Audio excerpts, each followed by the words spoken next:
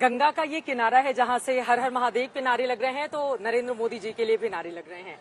माँ गंगा के साथ, काशी के साथ आपका ये जो रिश्ता है वो क्या कहलाता है? नामांकन का मौका है, पूजा पाठ करके माँ गंगा को प्रणाम करके आप आ रहे हैं।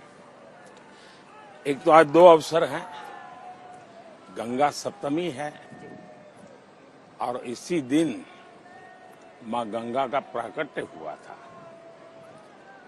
और यही दिन है जिस दिन शिवजी ने उसका जो रौद्र रूप था उसको अपनी जटाओं में समा लिया और फिर धीरे धीरे धीरे धीरे जनहित में माँ गंगा को प्रवाहित किया।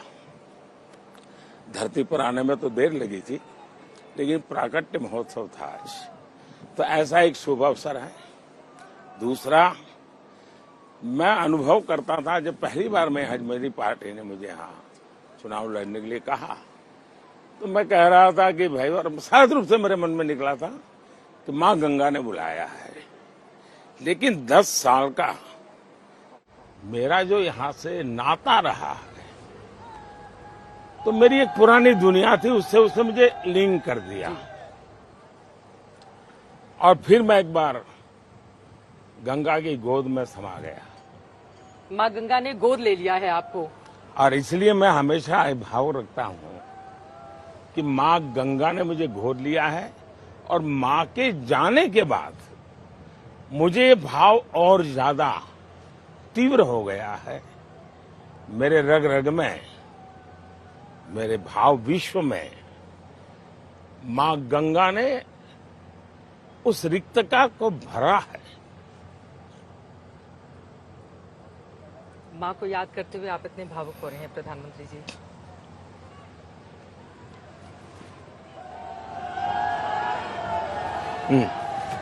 ये जो आपकी भावना है, माँ गंगा ने एक वक्त पर आपको बुलाया और फिर आप काशीवासी ही होकर रह गए।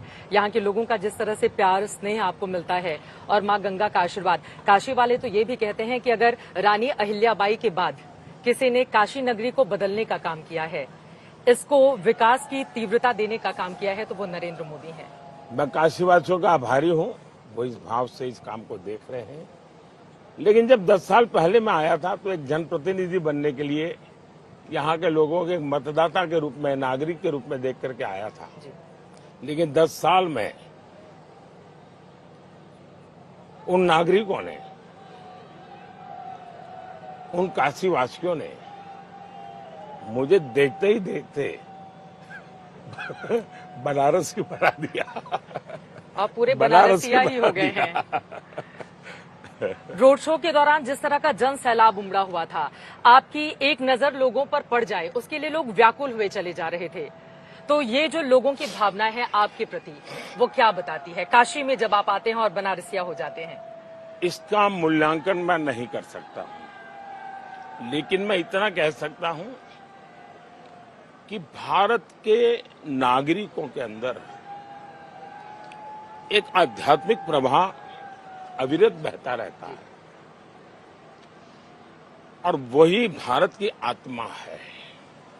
वो अलग अलग लोगों के व्यवहार में किसी न किसी रूप में प्रकट होती है। और मुझे जब दो लोग इतना प्यार देते हैं, इतना आशीर्वाद देते हैं, तो मैं उसमें मुझे नहीं देखता हूं, न ही मेरे सामर्थ्य को देखता हूं, न ही मेरे कुछ किए हुए कामों को देखता हूं। जब वो मुझे आशीर्वाद देते हैं, भक्ति भाव की अभिव्यक्ति करते हैं, तो मुझे लगता है कि शायद मेरी जिम्मेवारी बहुत बढ़ गई, मेरा दायित्व दिनों दिन बढ़ रहा है। और जब समाज का छोटे से छोटा व्यक्ति और परिवार का छोटे से छोटा बच्चा समान रूप से ये भाव व्यक्त करता है, तो मुझे लगता है कि पहला, मुझसे कोई गलती न हो जाए।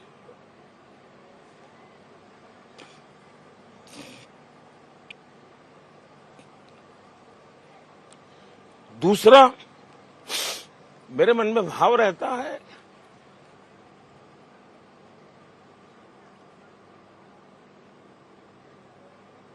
हो सकता है मेरी मां ने मुझे जन्म दिया,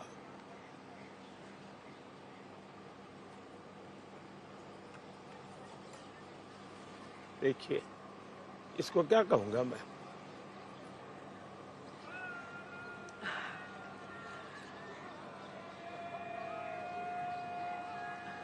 ये भाजपा नहीं है जी, वो शायद मुझसे जोड़ने के लिए झंडा रखा है हाथ में, बिल्कुल। लेकिन वो किसी संत परंपरा का व्यक्ति है। तो तब मुझे लगता है कि शायद परमात्मा ने स्वयं ने मुझे किसी काम के लिए भेजा है, और परमात्मा ने भारत भूमि को चुना, परमात्मा ने मुझे चुना, और एक प्रकार से मैं अब सारे बंधनों से विरक्त होकर के हर काम को परमात्मा की पूजा समझ करके करता हूं, ईश्वर की आराधना समझ के करता हूं। और जब मैं ईश्वर के रूप की बात करता हूं तो वो ईश्वर जो हमने किसी ने देखा नहीं है, निराकार है। दूसरा, मैं जनता जनार्दन को भी ईश्वर का रूप मानता हूं। तो 140 करोड़ देशवासी को ईश्वर का रूप मान करके परमात्मा ने मुझे जितना जीवन दिया है, उसकी एक एक क्षण, एक एक पल और शरीर का एक एक कण सिर्फ और सिर्फ मां भारती के लिए है, 140 करोड़ देशवासियों के लिए है, और यही मेरी ईश्वर की आराधना है।